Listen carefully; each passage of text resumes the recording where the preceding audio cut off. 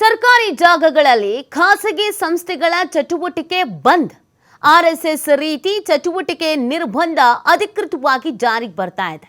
ಪರೋಕ್ಷವಾಗಿ ಆರ್ಎಸ್ಎಸ್ ಕಾರ್ಯಕ್ರಮಗಳಿಗೆ ಸರ್ಕಾರದಿಂದ ಅಂಕುಶ ಹಾಕುವಂತ ಕೆಲಸವನ್ನ ಈ ಮುಖಾಂತರವಾಗಿ ಮಾಡಲಾಗ್ತಾ ಇದೆ.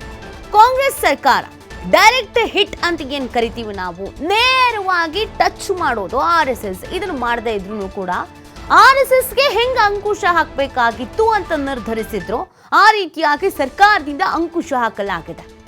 ಖಾಸಗಿ ಕಾರ್ಯಕ್ರಮಗಳು, ಖಾಸಗಿ ಸಂಸ್ಥೆಗಳ ಚಟುವಟಿಕೆಗಳಿಗೆ ಸರ್ಕಾರಿ ಜಾಗವನ್ನು ನೀವು ಬಳಕೆ ಮಾಡ್ಕೊಳ್ತೀರಾ ಅನ್ನೋದೇ ಆದರೆ, ಸ್ಕೂಲಿನ ಮೈದಾನವೋ ಅಥವಾ ಸರ್ಕಾರಿ ಯಾವುದೇ ಜಾಗಗಳೋ, ಮುಜರಾಯಿ ಇಲಾಖೆಯಲ್ಲಿ ಬರುವಂಥ ದೇವಸ್ಥಾನವೋ, ಇದು ನಾವು RSSಗೆ ಅಂತ ಹೇಳ್ತಾ ಇಲ್ಲ, ಎಲ್ಲ ಖಾಸಗಿ ಸಂಘ ಸಂಸ್ಥೆಗಳಿಗೆ ಅಂತ ಹೇಳ್ತಾ ಇದ್ದೀವಿ ಅಂತಿದ್ರು ಕೂಡ ಅದು RSSಗೆ ಹಾಕ್ತಾ ಇರುವಂಥ ಅಂಕುಶ.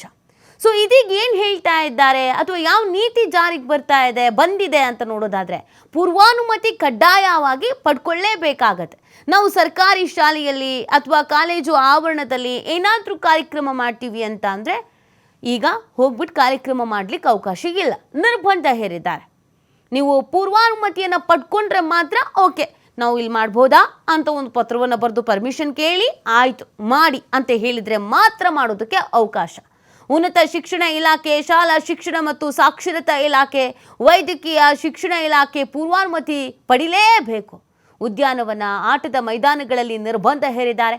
ನಗರಾಭಿವೃದ್ಧಿ ಇಲಾಖೆ, ಗ್ರಾಮೀಣಾಭಿವೃದ್ಧಿ ಮತ್ತು ಪಂಚಾಯತ್ ರಾಜ್ ಇಲಾಖೆಯ ಪೂರ್ವಾನುಮತಿಯನ್ನು ಪಡಿಲೇಬೇಕು. ಸಾರ್ವಜನಿಕ ರಸ್ತೆ, ಸರ್ಕಾರದ ಇತರೆ ಸ್ಥಳಗಳಲ್ಲಿ ನಿರ್ಬಂಧ ಹೇರಿದ್ದಾರೆ. ಆಯಾ ಜಿಲ್ಲಾಧಿಕಾರಿ ಮತ್ತು ಪೊಲೀಸ್ ಆಯುಕ್ತರು, ಪೊಲೀಸ್ ಅಧೀಕ್ಷಕರ ಪೂರ್ವಾನುಮತಿ ಪಡೆಯುವುದು ಕಡ್ಡಾಯ ಅನ್ನುವಂಥ ಅಸ್ತ್ರವನ್ನು ಪ್ರಯೋಗ ಮಾಡಿದ್ದಾರೆ. ನೀವು ಯಾವುದೇ ಕಾರ್ಯಕ್ರಮ ಮಾಡಿ, ಯಾವುದೇ ಖಾಸಗಿ ಸಂಘ ಸಂಸ್ಥೆಗಳ ಕಾರ್ಯಕ್ರಮಗಳನ್ನು ಮಾಡಿ, ಎಲ್ಲಿ ಮಾಡ್ತೀರಾ, ಈಗ ಮೈದಾನದಲ್ಲಿ ಮಾಡ್ತೀರಾ, ಕಾಲೇಜು ಆವರಣದಲ್ಲಿ ಮಾಡ್ತೀರಾ, ಅದಕ್ಕೆ ಸಂಬಂಧಪಟ್ಟಂತೆ ಅಲ್ಲಿ ಯಾರು ಮುಖ್ಯಸ್ಥರು ಅಥವಾ ಅದು ಯಾವ ಇಲಾಖೆಯ ಅಂಡರ್ನಲ್ಲಿ ಬರುತ್ತೋ ಅಲ್ಲಿ ನೀವು ಪೂರ್ವಾನುಮತಿಯನ್ನು ಕಡ್ಡಾಯವಾಗಿ ಪಡ್ಕೊಳ್ಬೇಕು ಅನ್ನೋದನ್ನು ಹೇಳ್ತಾ ಇರುವಂಥದ್ದು.